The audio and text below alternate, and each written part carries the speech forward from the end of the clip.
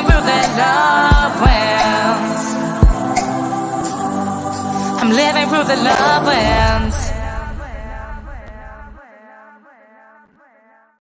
Hello, everybody. Welcome back to another episode of the Reconnect with Your Teenager podcast with yours truly, Emma G. Now, if you are new to this platform, hello, welcome. I'm so glad you found us. I'm so glad that you're here. This is a space where we are going deep. We are diving into some really interesting conversations, and by we, I mean me and you, with some experts, coaches, mentors, facilitators, counselors, therapists from all over the world about the magic of youth and how we can enable them and empower them to be better, stronger, and more resilient. Who am I? My name is Emma G, and I am a singer, songwriter, musician, youth empowerment coach, and speaker, using music as a tool to help empower and encourage and inspire young people to step into their authentic voices and become their biggest, baddest, dopest selves. It is not the most conventional approach to youth empowerment work or youth work in general, so I decided to reach out to a whole host of other unconventional coaches and mentors. And today I am so pleased to be joined by all the way from another state, because I'm here in Maryland. I don't even know where you are, but Theresa Puckett, how are you? I am doing great. You know what? Sometimes I don't know where I am. I'm in the process of moving, so it's perfect. Okay. Where are you? So where are you based? Where are you moving to? Where I'm based right now, and in this moment, is Pennsylvania, in northeastern Pennsylvania, a little ways from Philly, and we are in the process of moving up to Maine. Oh, okay. I love both of those places. My mother is originally from Erie, Pennsylvania, and I saw my first ever moose in Maine. So there we go. It's a good place to see them, right? Your first ever. You've seen more than one moose, Emma? No. That's a good point. I've only seen. They're big. I don't want to see another one. They're huge. Very intimidating. Yes, they are.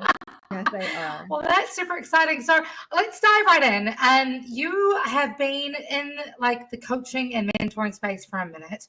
You have done a whole bunch of work previously with a business that you ran called relationalparents.org. And you've kind of been in an adjustment period as of late. So I'd love to sort of dive right in and learn more about like who is Theresa Puckett as she transitions from Pennsylvania to Maine. What's going on? Tell me about what you do. Wow. So I am transitioning from that relational parents, really working with parents and specifically parents to teenagers. And the reason why I'm transitioning out is because people would come to me and they would want to fix their kids. And that just, I kept hitting my head against that same wall. And there were precious few people who were coming to me who were open to just reimagining themselves and opening up in a new way to their kids. So I stepped back from that, and I'm facilitating people who want to get in better touch with their own flow, with their own energy. Sometimes it's because of a toughness in a relationship with a kid or with someone else. I guess, to be honest, it's still a lot of times is the toughness with a teenager, because that, I think, is the toughest period. I'm so gratified that you focus in on the teens, because that's the toughest age to parent. Yeah. I thank you first and foremost. I mean, it is quote unquote the toughest time of anybody's lives, let alone of somebody wanting to parent a teenager. I do not envy any parents out there raising Generation Z currently, but I'm curious because I think one of the things that makes you unique and powerful in your work is you've not only parented yourself, you've not only been through the ringer when it comes to noticing and encouraging parents to step outside of that tough love mindset. But also now you're doing a lot of work alongside teenagers. So even in your, in your 30 years of age, No, you know, we can put it out there. I'm 53. It's all good. Okay, go ahead now. So, even in your 53 years of age, you're still willing to put in the work to learn more about the demographic that you're serving. And I think that's so key to parenting, to education, and to therapy or coaching, to really step into the shoes of those that you're working with. Can you tell me more about like how that journey has been for you, or how that process has been for you? Just this most recent, the one that we were talking about? Yes, absolutely. Oh, fantastic. I love it. Yes, yes, yes. So, okay. So I'll give the watchers, the listeners, a little bit of the background that I gave you. Please. For the last 10 months, I have been working as a waitress or a server at a nationally known restaurant, wonderful restaurant. And most of the people I've been working with and serving alongside have been teenagers and young 20s, which I think, we can kind of, include them in the pot too, right? The older adolescents. Mm-hmm. And it's really been wonderful to, I in general, I am open. I like to hear other points of view and things. And I can't help taking in the points of view, but it's been illuminating watching and seeing the different, just all the different individuals. Not everybody has the same anything, just like any other age, right? Yeah. We are all different. But I will say that I've noticed sadly, some patterns. I think they're many thousands of years old. The trauma that our parents are raised with, they embody, and then they raise us with it, and then we raise our children with it. And can I tell you a story? It actually happened. Of course. Just the other night at this restaurant, and there was a little boy, very little, maybe 5. And he was crying because he couldn't get to his mom because he was in a booth and she was across from him. There was something. He was in need of her loving attention, and he was crying. And one of my coworkers, I felt the child's pain. I just said, "Oh, that poor little boy," and she just said, "What? You feel sorry for him? Oh my gosh! Like if I ever made noise like that, my parents would have ripped me by my hair and dragged me out. I hate kids." Oh. And I just like,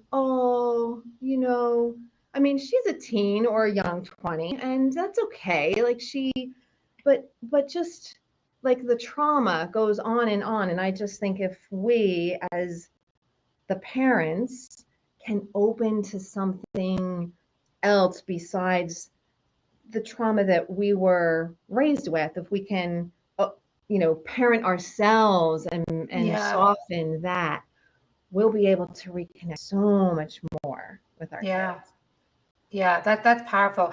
I think one of the things that that most makes me take pause as you're telling we were talking before we went live, and as you're telling me about that story in particular, is I think a lot of educators, I've been in the education field for going on 18 years now.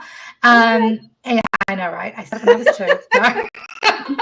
No, but one of the things that one of the key principles, because I obtained my qualifications in New Zealand, where we really honor our Indigenous practices, Te Reo Māori and Tikanga Māori, and one of the things that is integral to kaupapa Māori is making sure that we as educators, as parents, as leaders, as mentors, as coaches, whatever, understand and value the importance of learning as much as giving. and, really absorbing information from our clients, from our students, as well as feeding into the next generation or feeding into our people. And one of the things that I'm hearing from you is that you are also really big on really taking on the energy of those you're working with and learning from them as you're coaching them through through whatever they're going through, and which is interesting because when we talked last year before going on this podcast, you'd mentioned that you do a whole bunch of like movement stuff, body-based transformational tools, and human design. Yeah. The concept of human design is, I mean, obviously movement is important, transformational tools, I want to get into that, but human design, this is a buzzword I've been hearing for years. Tell me what that is and how that plays into the work you're doing with teenagers. Tell me everything. Okay. So, well, human design, it's almost like tell me about the body, right? Like the body, like, well, what? Your fingers or toes, your heart, your skeleton. There's layers upon layers of it. But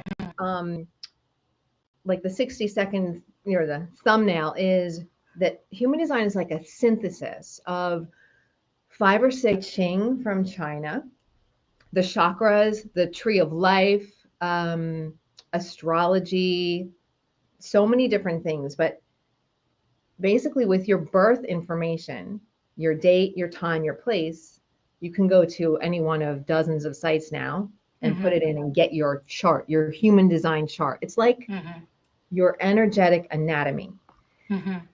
But the most important thing is your energy type. And so there's only 4.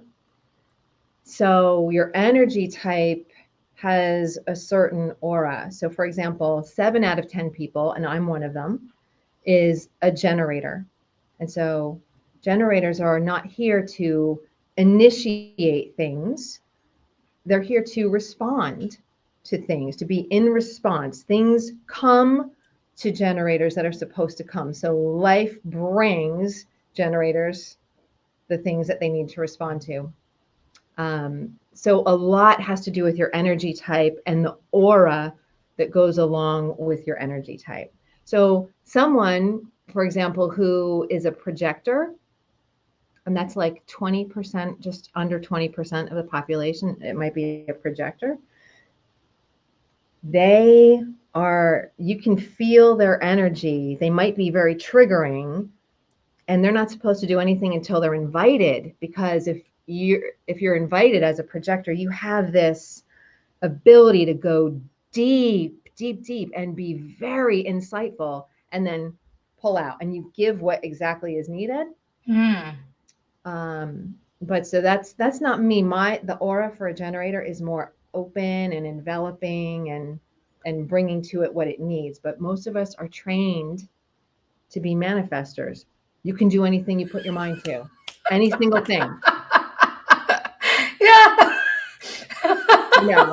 So it's kind of like, and I mean, I love human design, and I'm not certified or anything. I've done a lot of deep work, but there's so much that's powerful from just the basics. You don't have to go insanely deep.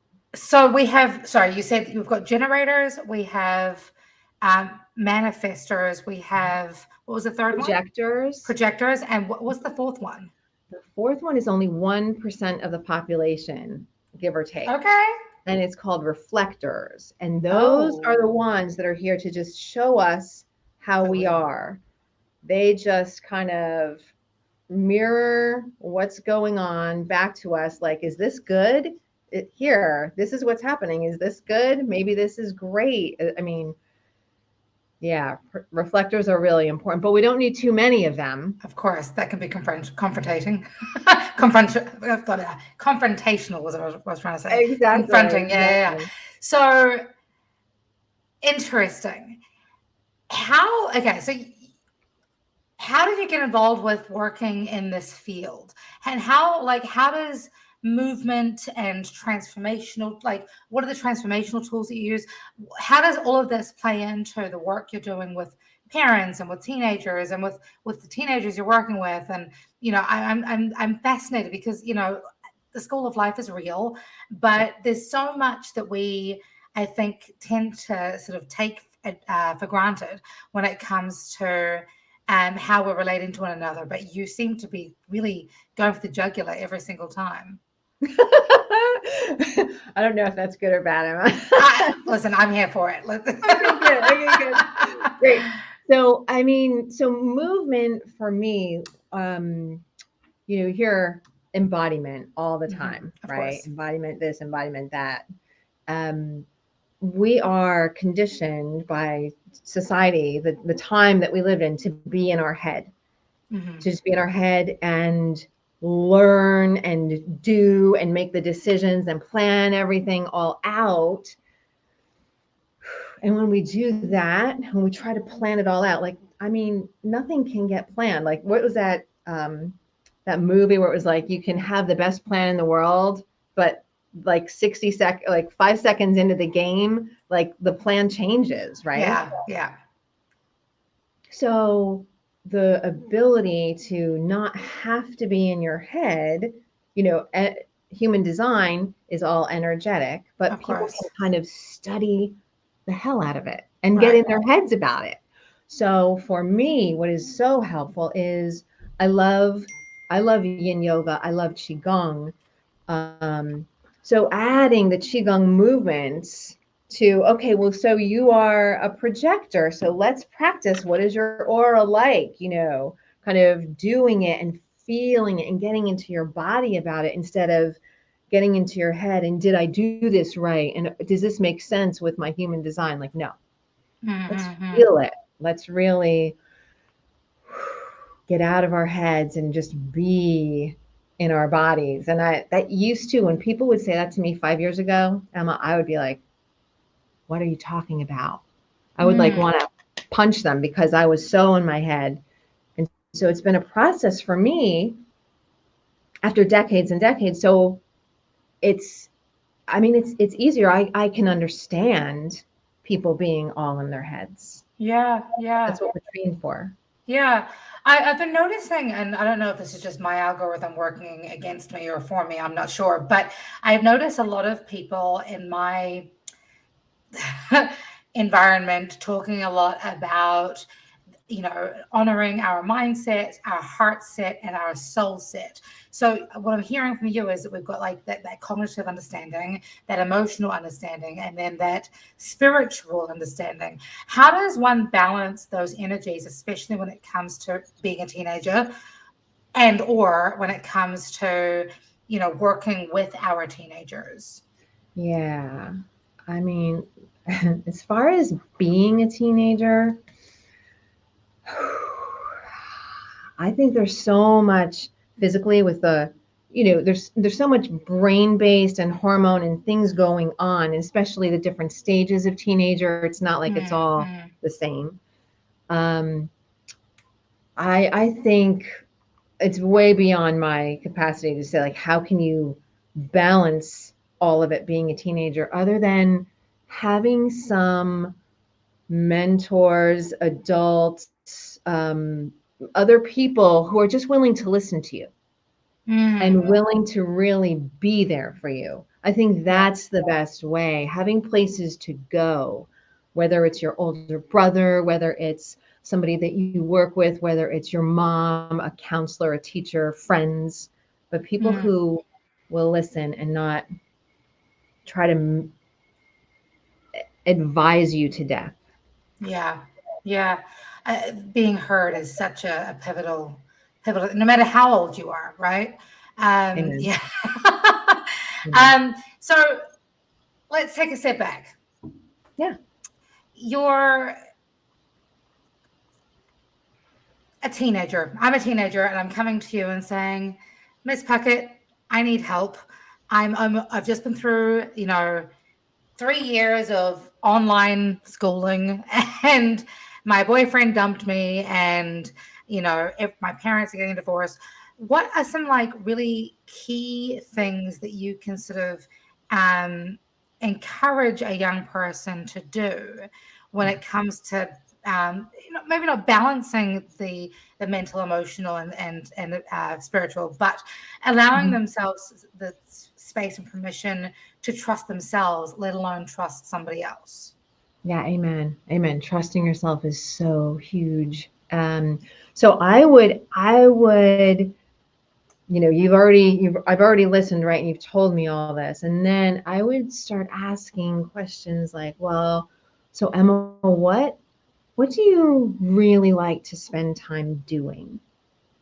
And it might be, if it's walking in nature or taking photographs or reading or whatever it is that you really like doing. I would start to get a sense for, what is your energy like? What are the things you like to do? What do you think you're good at?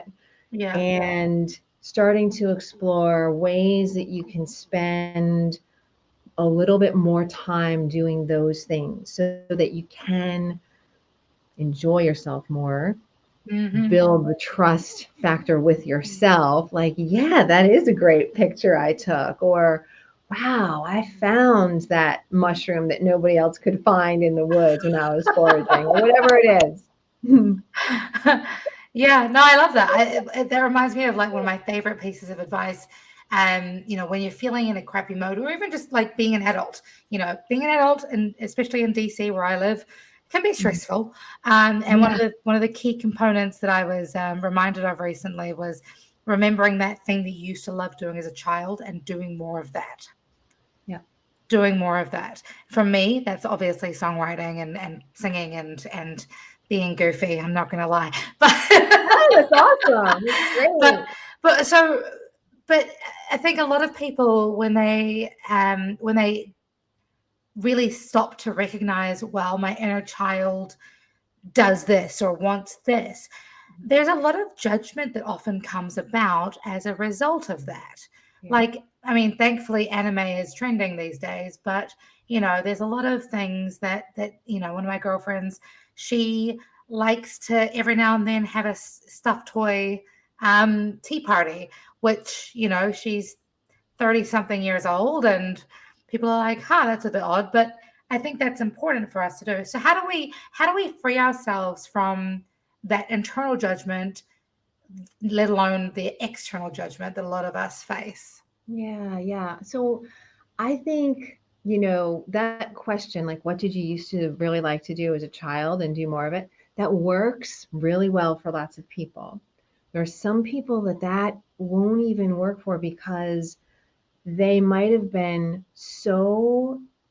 they might have been cut off from that so early that they can't remember, Oh, wow. Okay. you know. And so then that's okay. And that's okay because they were cut off by a well-meaning parent who was trying to help them be what they needed to be to survive. So Right. so it's okay, but so getting yourself into as relaxed a space as you can, however that's good for you, in a bath with a candle, with some essential oils, whatever, and then really sort of floating away and like, what would just feel so much fun to do? And having some inspiration, like you even said, your girlfriend who has a tea party with stuffed animals. That is inspiring. That is cool. That is offbeat. Not that I would do the same thing, but it inspires me to be as offbeat as I freaking want. Yeah. So I think just like softening into more and more permission, Mm. just a little more permission. Spend time with somebody who's going to give you a little more permission than you can give yourself right now, or than the last person that you talked to that you felt like, oh, you felt Yes, beaten down by. I've definitely cut those people out of my life. I'm not going to lie. Good I for live by, you. I live by the ethos. If it's not a heck yes, it's a heck no. So I'm sorry, say again. if it's not a heck yes, it's a heck no. Is one of Good. my key philosophies in life, with people and things. So okay, I love those words of wisdom. If I can be so bold, I would like to now step into how does that manifest, and I'm using that word kind of ironically, I realize, but how does that transfer for maybe your male clients, let alone your female clients? Because I feel like women are raised to be more feeling than a lot of our men are, and which has a whole host of other issues, unfortunately. But when it comes to young men feeling overwhelmed or stressed or triggered or unable to express themselves or just move through their emotions, how does that how does feeding their inner child, or how does that look? How does that even come to be healthily? And especially considering how many judgments and how much pressure there is on our young men to show up a certain type of way. Yeah.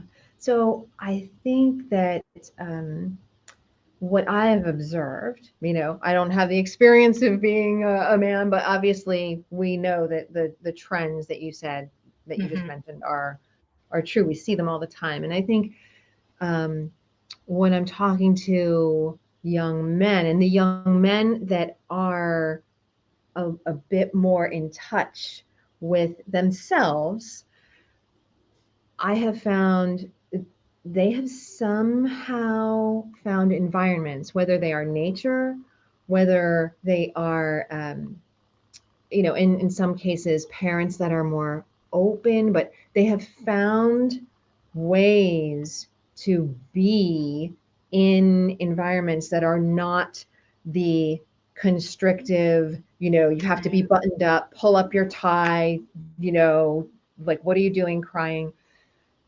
And that's where, you may not be able to be in those environments all the time, but if you are and you can grow while you're there, then when you're not there, you can kind of put up a little bit of a shield. And always striving to spend more time cultivating more relationships that allow you to be in that space where you are more of yourself. Yeah. It's interesting that you bring up, that shield, because I think, especially, I mean, over the last 18 years that I've been working with young people, I feel as if there has been more and more of a trend towards faking it, towards putting on a mask, and I don't know if that's to do with social media or to do with, trying to keep up with the Joneses or whatever. But that shield can be so damaging for a young person's confidence and self-worth, let alone their ability to navigate trauma or adversity. So do you have any tips on how to kind of allow yourself the opportunity to take off the mask when it is safe to do so?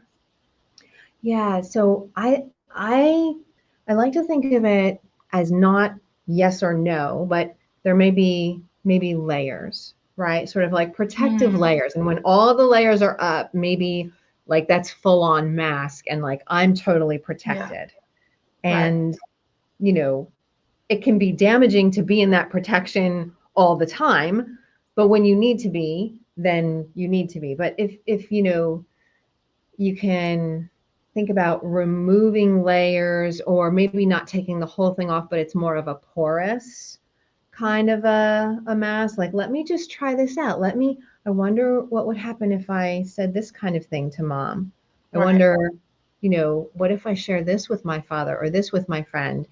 And, that's a little bit more fluid. It might be a little bit easier to think about it like that than I'm just going to take it all off and it's all me no matter what. And it's just, if it works for you, that's phenomenal. But for many people, that's just not realistic for a number of reasons.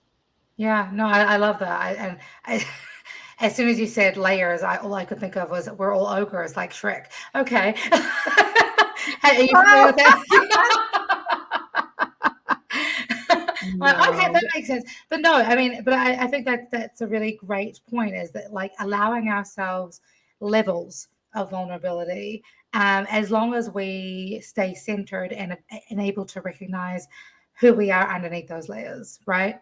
And I think you're completely right that a lot of that is to do with letting ourselves feel joy and feel that peace and be in our comfortable places and fill our own hearts and things. That's awesome. I love all of that. With regards to like, your work specifically, so especially as you're moving from PA to Maine, if people are wanting to reach out to you to work with you, what does that look like? Do you do in person? Are you more virtual? Right, absolutely. So there's a couple of ways right now to work with me. It's mostly virtual. Okay. So what I found is even in the, because of the pandemic, even if I live local to somebody, it's just so much easier to jump on Mm, Zoom and nobody has to get in their car or whatever. So virtual has opened up the world, quite literally. and it kind of leveled the playing field, other than Yeah. time zones, right? Yeah. So my website right now is my link tree. So there's literally buttons there's a Facebook group that a friend and I started just this month that is the easiest way. It's free. He channels. So, in terms of facilitating, because I'm all about facilitating points of view, I'm facilitating him being able to share this channeling, which I know we haven't even, it's apart from what we talked about. And it's for anyone. Hmm. Teenagers are in there, 60 somethings, whatever. It's for anyone.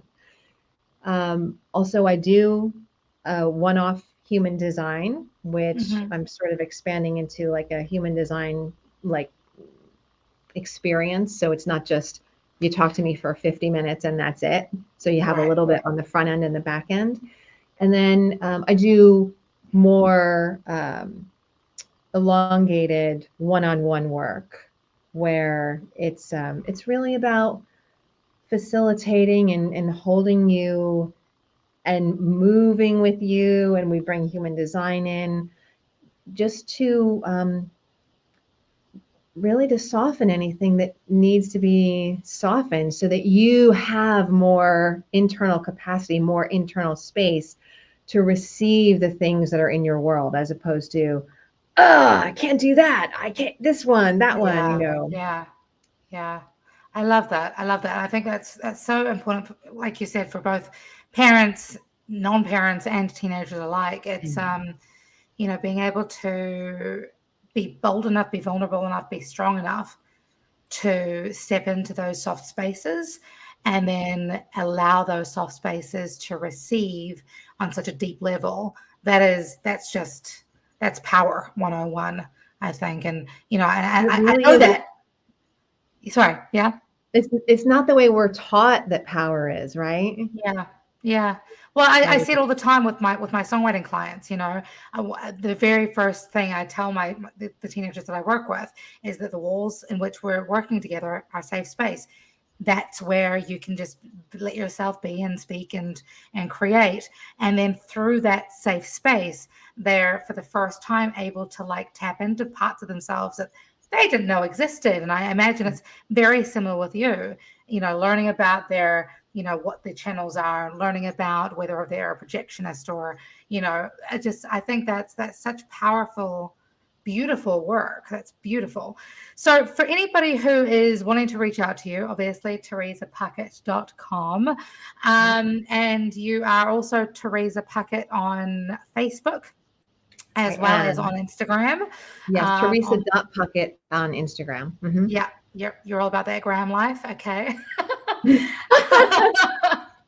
I don't know. When I first moved to DC and everyone's like, what's your Instagram? I'm like, really? Okay. I Didn't just find realize it that, was, yeah, yeah, yeah.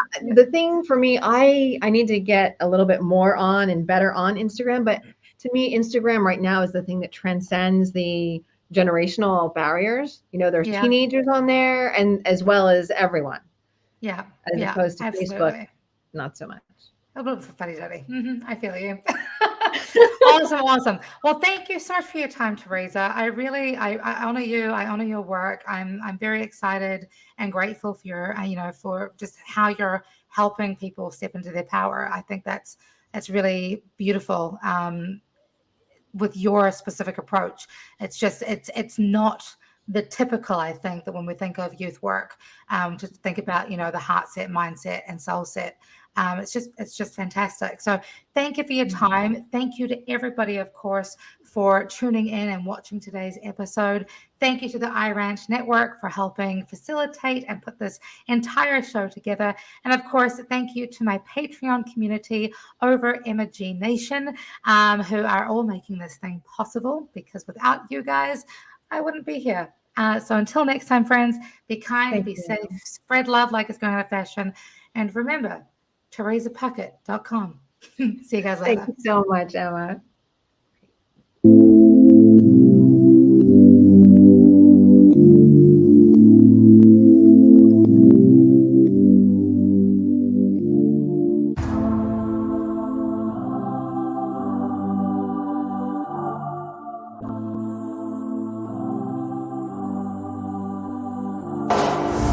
I'm breaking in my headspace, I'm trying to get my feelings straight. I've overthought my mistakes, I turn water to wine, so hard to stay sober. I'm damaged and I'm love stoned, so hard to remain in control. Rewriting what I thought I know, and I'm drinking it in, but the lesson ain't over. And I can almost pinpoint where we went wrong. I'm not about the sad songs, the foundation said I'm good to go. No matter what comes my way, I'll be smiling every step I take. I'm a legend, make no mistake, that I'm living proof that love wins. No matter what the future holds, I'm here and I'm not letting go. I'm a legend, baby, you should know that I'm living proof that love wins. Living proof that love wins.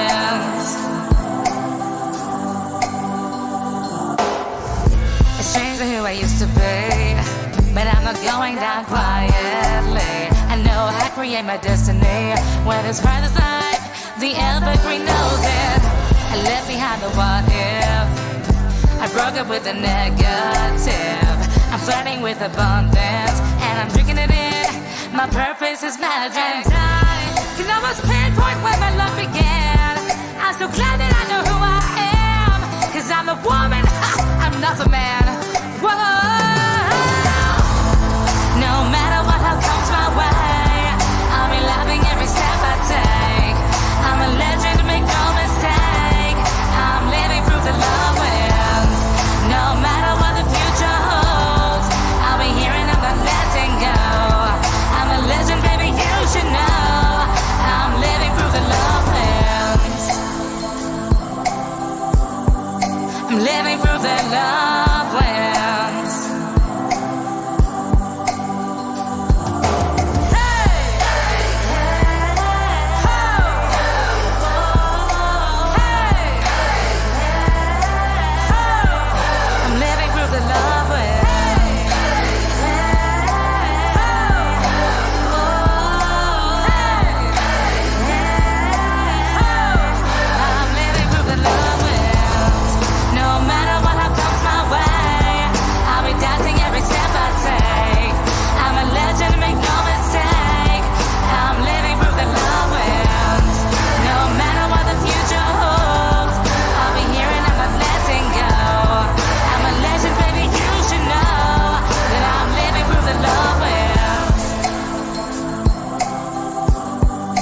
Living proof that love wins. I'm living proof that love wins.